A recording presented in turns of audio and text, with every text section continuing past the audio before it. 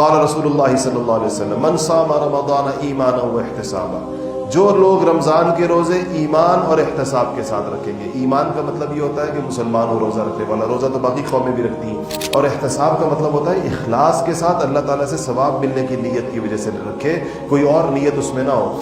غفر له ما تقدم من ذنبه، اللہ تعالیٰ اس روزے کی برکت سے اس کے پچھلے سارے گناہ معاف کر دیں گے. ومن قام رمضان ایمانا واحتسابا، اور جس نے رمضان کی راتوں میں قیام کیا، تراویح پڑھی جس نے، ایمانا واحتسابا، ایمان بھی ہو اور ثواب کی نیت بھی ہو، غفر له ما تقدم من ذنبه، اللہ تعالیٰ اس کے پچھلے سارے گناہ معاف کر دیں گے.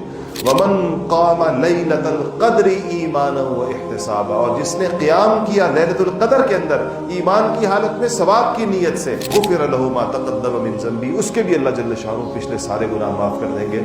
اس کا مطلب یہ ہوا کہ رمضان انسان کے پچھلے تمام گناہوں کو جڑ سے ختم کرنے کے لیے آتا ہے.